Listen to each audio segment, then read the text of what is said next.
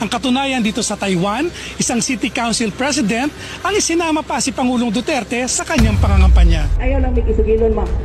Amo gud ni nga ipamulitika ang tupad kay dili lagi ni maabot dire kung wala mi sa ligi ni Congressman. Ang ipuli ni Congressman mao ang iyahang pinalanggang asawa nga si Ma'am Maysa Sagarbaya. Kinsay dili okay pero yung kog isa sa kamot kay dili nako taga AX. Now, when you request money for subsidy, ang ibig mong sabihin hindi mo papakailam yun? So therefore, if the current administration recognize that, very thank you. And therefore, they should bring back the money back to PhilHealth. Hindi lang kaya gastusin ng PhilHealth. Kung hindi kaya gastusin ng PhilHealth, ibigay sa PhilHealth at utusan ng PhilHealth, oy, taasan ninyo ang benefits nyo. PhilHealth can already request the President to return the money, the 60 billion that were transmitted to PhilHealth at to the government for ANCOP program. Dadagan ang Dito News Update.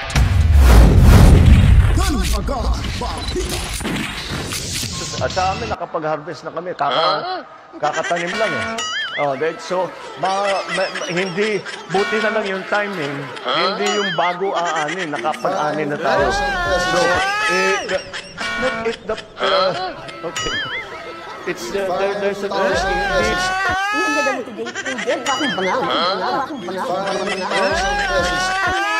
They say milyonaryo, sama-sama tayo, babago mo. Alam mo yung milyonaryo.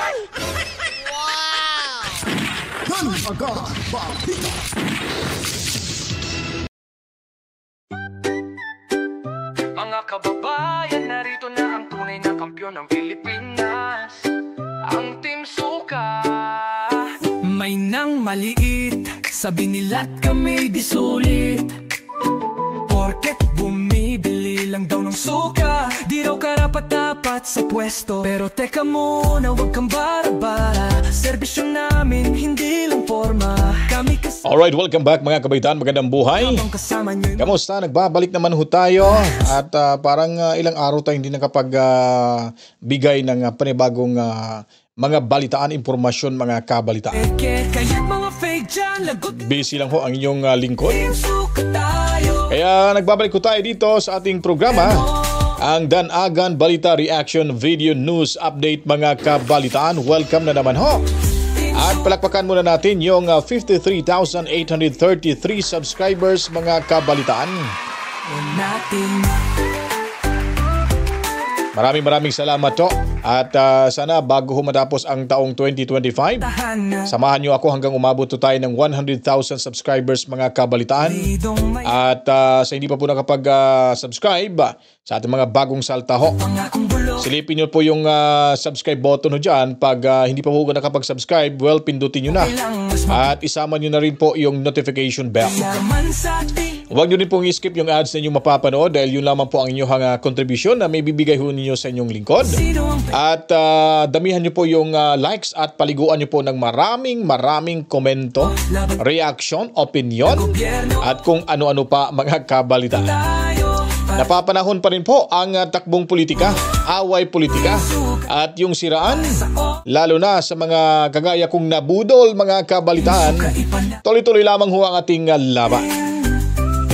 At huwag kalimutan po, diretso ang sampung senatorial candidates ng PDP laban. Pang-sampo itong si Dr.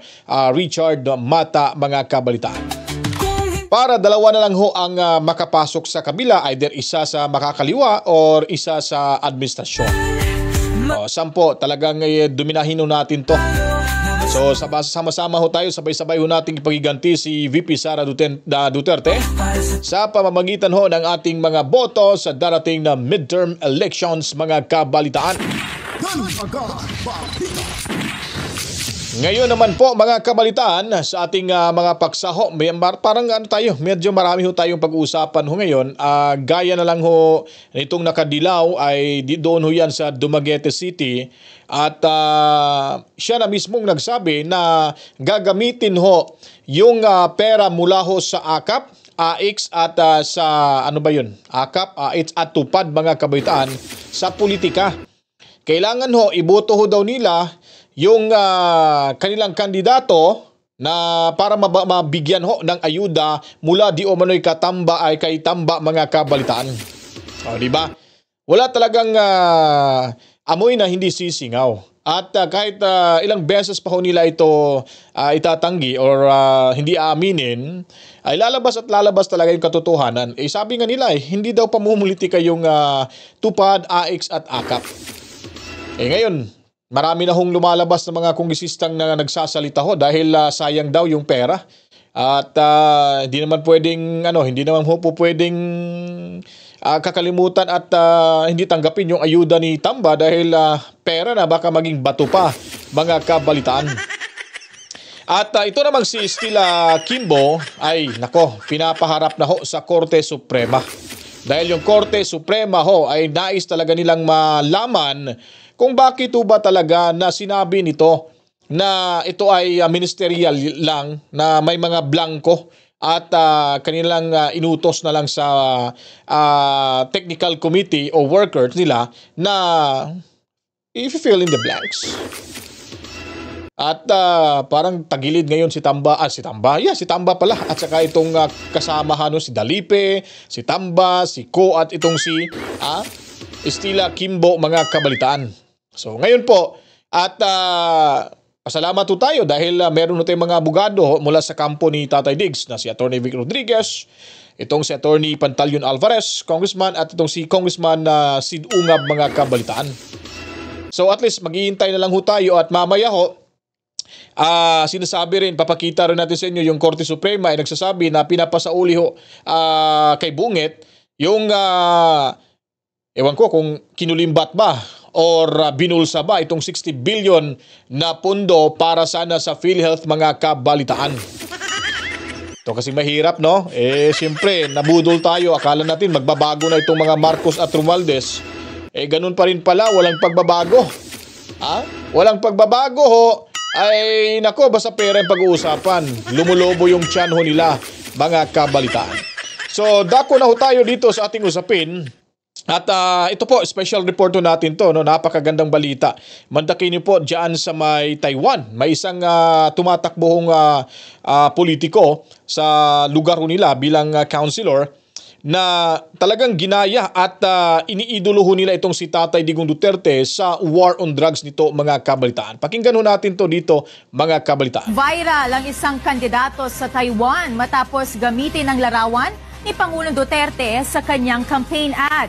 Ayon sa kandidatong si Ren Chi-chen, hinahangaan niya ang determinasyon ng Pangulo ng Pilipinas para masuko ang problema ng drogas sa bansa. Ito ang balita ni Amiel Pascual. Bukod sa pagiging kontrobersyal, si Pangulong Rodrigo Duterte na yata ang pinakasikat na naging presidente ng Pilipinas. Kahit na napakarami nitong kritiko, hindi may kakaila na marami ang humahanga sa kanyang mga pulisiya. Ang katunayan dito sa Taiwan, isang city council president ang isinama pa si Pangulong Duterte sa kanyang pangangampanya. Si Ren Chi-chen ay tumatakbong City Council Representative ng Hualien City, isang siyudad sa east coast ng Taiwan na may 230,000 na mamamayan. Aniya, ginamit niya ang larawan sa kanyang campaign ad dahil sa kilala si Presidente Duterte sa pagsusulong ng kampanya kontra illegal na droga. Not only in Taiwan but now around the world, drug abuse is rampant, especially to let the next generation not to have contact with drugs. I am also concerned about the next generation's future. That's why we are spreading anti-drug awareness. We are hoping that our next generation and our citizens could live a drug-free environment. Ayon kay Chen, sa pamamagitan nito ay mas maipapaalam niya sa mga Naging viral ang isang kandidato sa Taiwan. So ayun po mga kabalita, no? Talagang buti pa yung ibang bansa ay iniidolo po nila itong si Tatay Digong Duterte. Dito sa ating bansa, unang-una iniidolo nila, sumisip-sip sa panahon ni Tatay Diggs. Ngayon po ay kinakalaban nila. Dahil nga po sa mga limpak-limpak na mga salaping ipinangako ni Tamba mga kabalitaan. Dito natin nakilala na ngayon yung mga politiko sa ating bansa na walang paninindigan. Kumbaga pera talaga yung inuuna nila. Hindi yung kapakanan ng mamamayang Pilipino mga kabalitaan. Buti pa itong tumatakbong isang politiko dyan sa Taiwan ay talagang gusto pa nilang sundin na yung ipinakitang pakikipaglaban ni Tatay Diggs sa mga illegalista o sa mga tinatawag ho nating durugista. Di po ho ba mga kabalitaan? Nakakaya ho tayo sa ating bansa. Ano na nangyari ho ngayon? Dahil takot nga ho sila, takot kung saan po ay yung kanilang boss na baka hindi makakaupo ho sa 2028. Kaya ngayon ginagawa ho nila yung paraan. Anyways, nasa korte na ho yung mga petisyon na yan at naamoy ko na ho yung desisyon na talagang makakamtan ho natin mga kabaitan. Hindi natin papangunahan sila pero ipanalangin lang ho natin na manalo ho si VP Sara Duterte. Kasi itong mga tumatraidor ho ni Tatay Diggs dyan ngayon na nakaupo, talagang bukas makalawa ho pag lipas ng ilang mga taon, sila naman hong papanuurin natin dyan na lilitisin sa kanilang kinaupuan mga kabalitaan. Now, dito na naman ho tayo, mula ho ito sa Flash News HD, kung saan po ay hulikam. Itong isang ginang na ito na hindi ko kilala kung anong pagmumukha nito na may parang pananakot ho. Hindi naman directly na pananakot pero sounds like pananakot pa rin kung hindi daw nila ibuboto itong iniendorsong politiko ay hindi ho mabibigyan ng ayuda mula kay Tamba mga kabalitaan. Panoorin ho natin to. Kuha sa video ng isang netizen kung saan harap-harapang isinumbat ng tauhan ng mga sagar-barya na gagamitin talaga nila ang AICS, TUPAD at AKAP sa kanilang pangangampanya. Narito ang footage. Naaman diri ang dole, ayaw lang may isugilon ma. Amo gud ni nga ipamulitika ang TUPAD kay dili lagi ni maabot dire kung wala mi sa ligi ni congressman o ni governor. So karong umalabot next year 2025 muabot na pod ang gitawag nato og bugnong lugaynon. Muhangyo gyud ko ninyo si Congressman Chikiting Sagarbaya last term na. Kung baga mo graduate na si Congressman sa iyahang ika 3 terms na Congressman sa segundo distrito. Unya, ang ipuli ni Congressman mao ang iyahang pinalanggang asawa nga si Ma'am Maysa Sagarbaya nga usa ka Vice Mayor sa City of Dumaguete. So, okay ra ba mo nga si Ma'am Maysa ang ipuli pagka Congresswoman sa segundo distrito para mapadayon ang programa ni Congressman nga nasugdan dili lang kani natupad kundi daghan kaayong programa ni Congressman nga para natong mga katawhan sa San Jose. Okay ra ba mo nga si Ma'am Maysa? Okay. Kinsay dili okay, pero yung kung isa sa kamot kay dili nako taga-AX. No? Tama ba na gamitin nila sa pangangampanya ang sariling pera ng bayan? Sang-ayon ba kayo sa mga sagar-barya?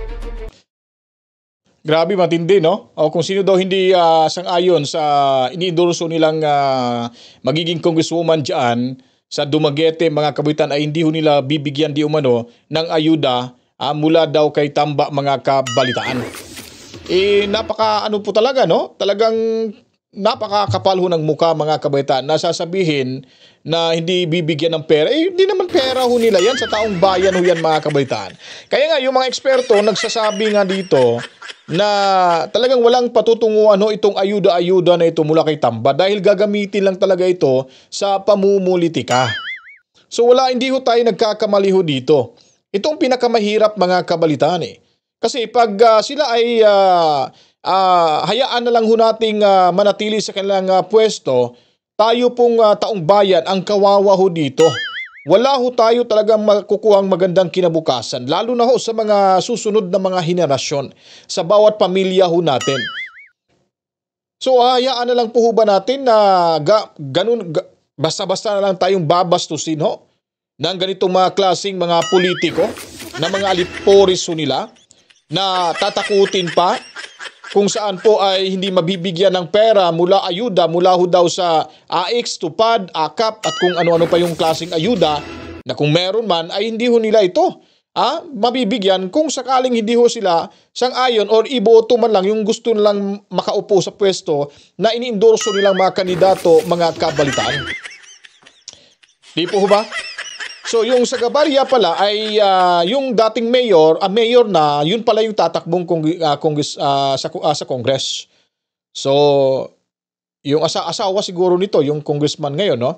So anyway, yung taong bayan na lang dyan sa Dumaguete, sila na lang huhusga ho dyan dahil alam ko yung Sagabarya ay kaalyado ito ni Bonget mga kabalitaan.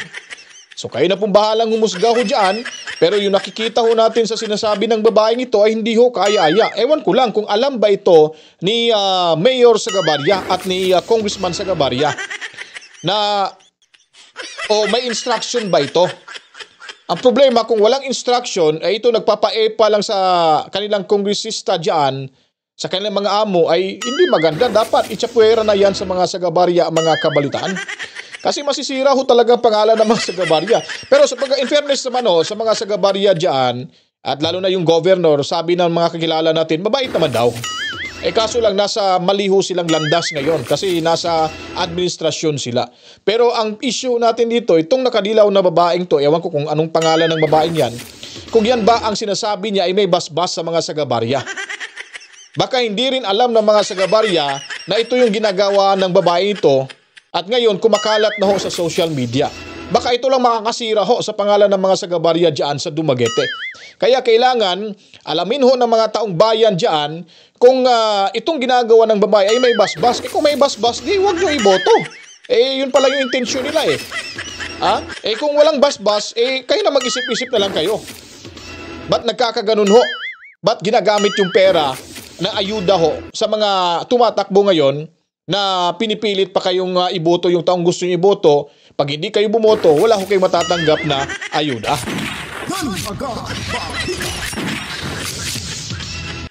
So ngayon naman po dito sa ibang usapin natin, mayroon na hong 115 sundalo na nagpapahayag ho ng suporta sa panawagan laban sa korupsyon. Ito parang nakakatakot ito.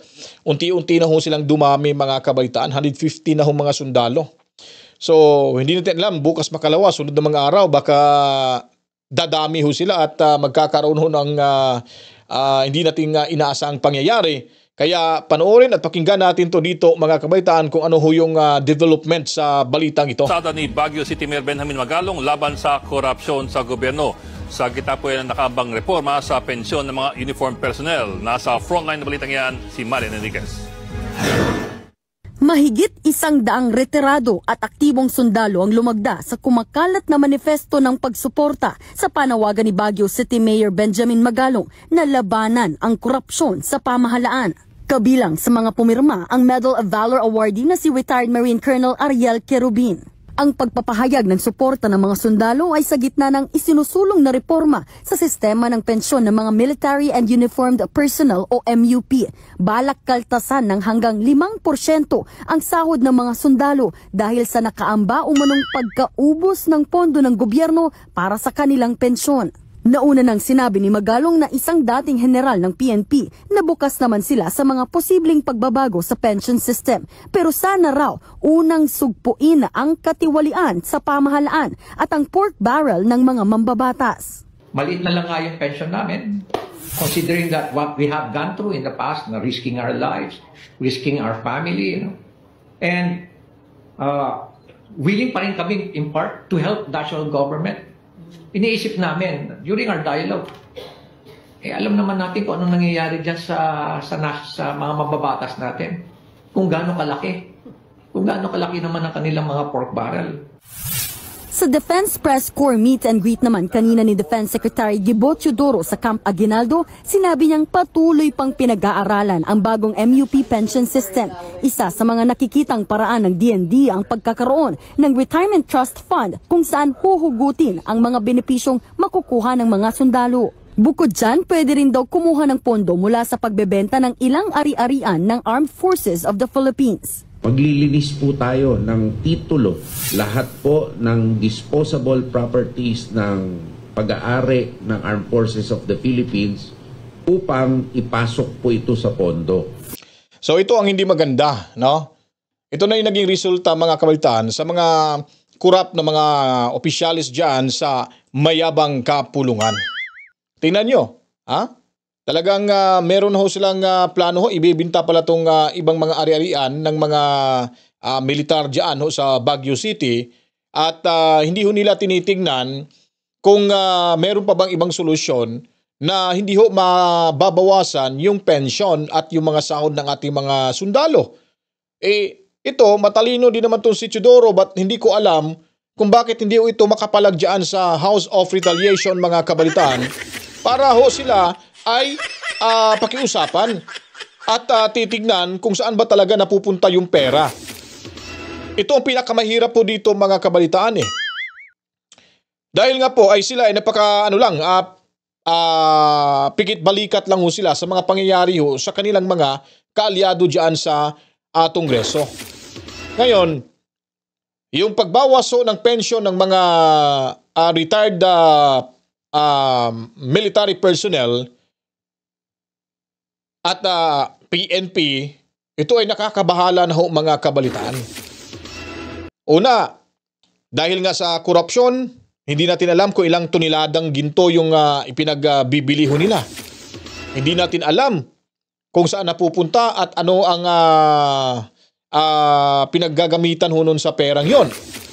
Kung mayroon palang gintong binenta ho yung itong administrasyon ngayon, ba't hindi na lang ho nila kakaltasan dyan? Ikakaltas nila sa kita sa ginto at dito idadagdagan ho ang pensyon ng ating mga retired PNP ho natin or sa military, mga kabalitaan. O di kaya wag nang kaltasan. Maghanap na lang ho sila ng ibang paraan para ho makagamit ho sila ng budget sa iba pang mga proyekto sa gobyerno. Ang kalaki-laki hong perang nakukuha diyan sa pagbibinta nila ng gold, pero wala ho tayong nakikita, mga kabalitaan. Ang mas nakikita ho natin yung kinukuha, yung pera ho mula sa PhilHealth, inilipat ho sa ibang proyekto dyan sa Dagang Project Wayhuman, Department Public Works and Highways, kung saan ho ay nakikita natin dyan ho talaga ang napakaraming katiwalian, mga kabalitaan. Ngayon, sa Korte Suprema, idinulog ho ito ng mga matatalino nating abogado. Kasama na ho dito si Attorney Vic Rodriguez, na kumakandidato bilang senador sa line-up ho sa PDP laban. At magkakaroon na ho sila ng tuloy-tuloy yung oral arguments patungkol ho dito. At ngayon, nakahanap po sila ng kakampi dahil mismo ang Korte Suprema ho ay inutusan si Bungit na ibalik yung 60 billion pesos na dinikwat ho nila, ewan ko kung saan na ho napunta yan, ibalik sa PhilHealth. Dahil nga po ay hindi ho, it's unconstitutional ho na sabihin ho natin na walang budget na maibibigay or zero subsidy ang gobyerno para ho sa PhilHealth, mga kabalitaan. Paano yung mga binabayad ho nating premium at kung ano-ano pa? Yung iba, maraming ang miyembro. Miyembro nga ako, mga kabalitaan eh. Then, karamihan sa mga nakausap nating miyembro ay hindi ho nila napapakinabangan. Dahil sabi nila, hindi daw, tawag nun, parang may bracket yata sila kung depende sa sakit mo, para ka makagamit ho, para magamit mo yung PhilHealth mo. At ang hindi ho alam sa nakararami, mga kabalitaan, kahit hindi ho kayo nagpaparehistro ho sa PhilHealth, covered pa rin ho kayo sa PhilHealth, mga kabalitaan. Ang importante lang, kailangan may ID ka. Pag ikaw ay hindi miyembro ng PhilHealth, mga kabalitaan, pupunta ho kayo sa isang ahensya na makakatulong sa inyo. Kunyari, may na-admit na pamilya ho, miyembro sa inyong pamilya. Kung hindi siya miyembro ng PhilHealth, automatically miyembro ho yan. Sa pagkakalam niya, hindi siya member, pero member na ho yan, mga kabalitaan. Kukuha lang yan kaukulang dokumento at kukuha ng ID. Yun, pwede nyo na magamit. Right away, makukuha mo na yung ID, mga kabalitaan. Yun ang hindi yata alam ng karamihang Pilipino. Pag sinasabi, sir, miyembro po ba kayo ng PhilHealth? Hindi, ma'am eh. O wala na. Hindi na ho nila sinasabi sa kanilang mga kliyente o sa mga pasyente na, sir, sayang, gamitin nyo to yung PhilHealth nyo. Kuha kayo doon ng dokumento, ipasa nyo para may ID ho kayo, makukuha kayo para member na kayo. Kahit wala ho tayong registrasyon o hindi tayo nagpaparehistro, miyembro na ho tayo automatically, mga kabalitaan. Kailangan mo lang pumunta na isang ahensya na makakatulong sa iyo para ikaw ay makakuha ng tinatawag nilang identification card. Patunay na ikaw ay aktibo ho na member diyan sa PhilHealth. Yun ay hindi ho nila sinasabi, mga kabalitaan. Anyway, si Stella Kimbo ho, siya po ay pinapaharap ngayon sa Korte Suprema dahil nga po sa kanyang pag-amin na isang ministerial lang di umano At kumbaga, yung ano na lang daw, yung mga technical working committee or group ang nag-fill in the blanks mga kabalitaan. Or yung gumawa or yung nagdagdag sa kung ano pang dapat idagdag doon sa Vice Cam report mga kabalitaan. So pakinggan ho natin, update ho ito sa tinatawag na oral arguments sa PhilHealth at pakinggan ho natin dito si Attorney Vic Rodriguez. Tuloy ang oral argument sa April 1 and the court allotted 2 more extra days because they think one day will not be enough to discuss our petition. Sa halip na isang araw lang ang pagdinig sa oral argument sa petisyon na inihain laban sa 2025 General Appropriations Act o 2025 GAA, nagdesisyon ang Korte Suprema na gawing 3 araw na tuloy-tuloy ang oral arguments mula April 1 hanggang 3 sa Baguio City. Ayon sa petitioner na si dating Executive Secretary Attorney Vic Rodriguez, sinabi ng SC na kulang ang isang araw lang sa dami ng dapat talakaing issue sa petisyon. Sa dami ng dapat talakayin and perhaps because of the very difficult nature of understanding the budget process law and as well as the entire budget itself, yung aming remains na issue, 4 na issues yun na constitutional issue. Dagdag pa ni Attorney Rodriguez, obligado ring dumalo sa pagdinig ang chairman ng House Committee on Appropriations na si Marikina 2nd District Representative Stella Kimbo. Paliwanag ni Rodriguez, si Kimbo ang umamin na may blanco sa BICAM report ng 2025 GAA. Si Kimbo ang nag-admit na may blanco pero sinabi niya ito raw ay ministerial at iniwan na lang nila para sa mga miyembro ng technical working group, yung mga empleyado ng Senado at ng mababang kapulungan to fill in the blanks in the Bicameral Conference Committee report. And I think the court would want to be clarified regarding her statement of admission and at the same time pointing to the members of the technical working group as the one who filled in those blanks. Bukod kay Congresswoman Kimbo, ipinag-utos din ng SC na dumalo ang Technical Working Group ng Senado at House of Representatives. Sinisikap ang kuna ng UNTV News ng reaksyon si Congresswoman Kimbo hinggil dito. Sabi naman ni ACT Teachers Party List Representative Franz Castro, dapat lang naharapin ito. Well, para sa amin na sa makabayan, edi tama lang na harapin nila yon para magkaroon na rin talaga siguro ng jurisprudence or ng desisyon ang Supreme Court kaugnay doon sa BICAM kasi hindi nagiging transparent kasi ang BICAM. So sa magitan nitong petition na ito, yun nga, kailangan nilang humarap doon para makita talaga yung truth behind doon sa binabanggit ng mga petitioner na tungkol doon sa mga blanco. Ayon pa kay Attorney Rodriguez, puspusan na ang kanilang paghahanda para sa oral arguments at paglalaanan niya ito ng oras kahit panahon na ng kampanya. Pangunahan naman ng Office of the Solicitor General ang pagtatanggol sa panig ng mga respondent. Dante Amento, UNTV, News and Rescue. So ayun po mga kabaitan, talagang kamot ulo itong si Kimbo. At yung ewan ko kaya kung ano mangyayari ho sa technical working group po nila dyan.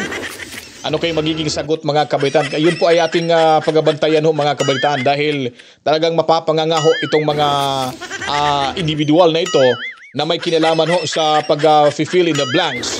At itong naging pahayag ni Kimbo na siya ay umamin talaga na may video naman ho dyan na totoo meron talaga mga kabalitaan.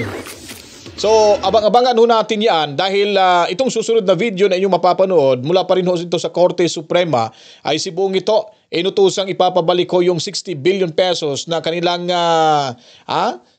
itinakbo mga kabalitaan mula ho sa PhilHealth dahil hindi usang-ayon ang Korte Suprema nito mga kabalitaan. So pakinggan natin ang oral arguments ng Korte Suprema at itong dumidepensa ho dyan sa bahagi o sa parte ho ng administrasyon ngayon mga kabalitaan. Congress allocates budget or collects taxes, provides for collection of taxes to answer for the subsidy of PhilHealth for indirect contributors. Now, when you request money for subsidy, ang ibig mong sabihin, hindi mo papakailam yun? Hindi mo naiintindihin yun? Gagawa ka ng sarili mong formula because you have limited understanding there's a limited need of our people for health. Your Honor, the current administration agrees with your observation, which is why this particular case under litigation has been the signal it has been using to increase the benefits. Ang tagal na po, 10 taon. So therefore, if the current administration recognize that, very thank you. And therefore, they should bring back the money back to PhilHealth. Your Honor, the reason why the administration recognized it because for the longest time, the corporation has thought it will always get money because of the guarantee of the sin Oh, tax. precisely, whatever it would be, whatever is that. As long as the government recognizes now, it is now incumbent on the part of the government to return the 60 billion that was transmitted already because it recognized now. Hindi lang na-recognize probably before, ngayon na-recognize na. So therefore, when you recognize it, you should return it. What do you think? Your Honor, if it pleases the court, Section 58, the sovereign guarantee, even without this maneuver of the 89.9, government can and always will increase the benefits. But the signal, Your Honor, if it pleases the court, that this litigation gave is a strong signal for it to do so. So I wish the court, the people, should now be satisfied by a strong signal from the administration. Your Honor, it's not necessarily the administration. It is the fact that the reserves, the You amounts... said the government. Yes, sir. Yes, sir. So a strong signal from the government to help PhilHealth and expand benefit should now be enough for our people to rely on.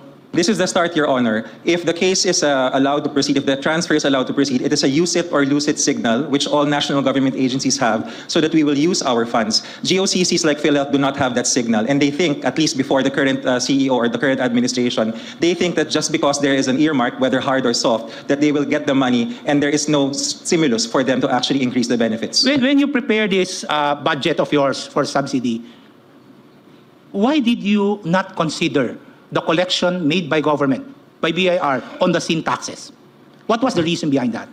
Your Honor, mathematically, it's the premium rate. The way that the premium rate is determined, unfortunately, is not actuarially fair. It is not based on the spread of benefits that is due the Filipino people. Kulang po talaga yung binabayad ng PhilHealth. 10% lamang po in 2024. Kaya dapat po talaga taasan. And mathematically, the only way to do this is to increase the benefit packages, which we are doing now. But the government collected taxes already, representing supposedly the subsidy. Why would government not transmit everything to PhilHealth as originally intended? That is correct, Your Honor. Unfortunately, the receptacle to which this money can be transmitted cannot handle the amount of money because it's too small. So if it is correct, and the reason why it was not transmitted because of administrative matters or hindrances, you agree that this should go to PhilHealth. It's a matter of spending it.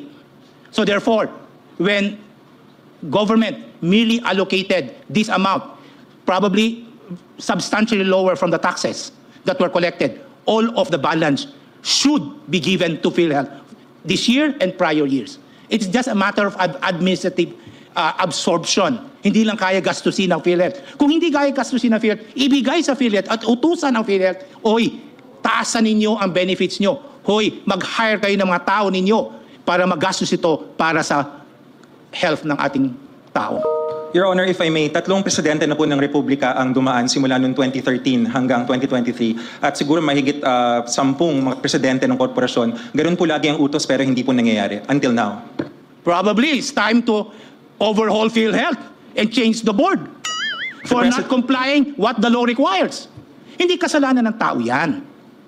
For not availing all of these benefits. Apparently from your own words, kasalanan niya ng administrasyon, this administration, last administration, or the previous administration. At kasalanan niya ng PhilHealth Board. Huwag natin pahirapan yung tao because nandyan naman yung pera. The money is there.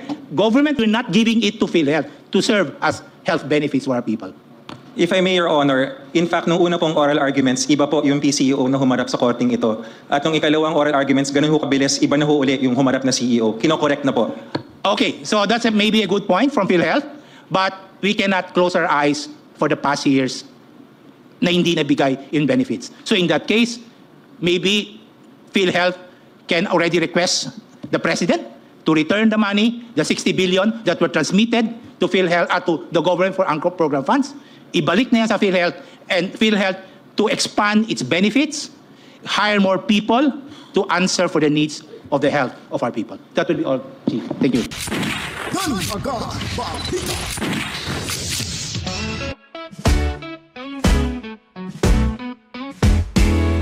Ang pondo ng PhilHealth may malako saan-saan. Ibang proyekto raw pero tayo ang nasasaktan. Kalusugan ng masa, di pinapansin, di mahalaga. Sa bawat may sakit, tila walang pakialam. Pondo ng PhilHealth ang kinuha pero buhay ang sinugal. Para sa mga proyekto pero kalusugan ng magdudusa. So yun po mga kabalitaan na inutos ng Korte Suprema na ipapasauli ni Bonget. Mula kay Bonget to diyan sa PhilHealth dahil nga po ay wag niyo pong pahirapan yung taong bayan. Ika nga sa Korte Suprema mga kabalitaan. So kahit gaano sila katalino diyan na ililigaw yung budget to mula ho sa taong bayan, ay hindi pa rin ho sila makakalusot pag Korte Suprema na ho, dahil yan na po ang pinaka-last recourse na magpapasaklulo yung taong bayan mga kabalitaan. Kaya sabi ko nga sa inyo, walang masama na magwawagi ho sa kabutihan. Kaya ngayon, ewan ko lang kung ibabalik ba, namumroblema na nga sa pensyon ng ating mga kapulisan, retired military at PNP, na kung saan ay babawasan talaga nila mga kabalitaan. Ngayon kukuha na naman ipapabalik naman yung 60 billion pesos pondong nawala ho dyan sa PhilHealth. Talagang yung administrasyon ito talagang napaka-corrupt mga kabalitaan.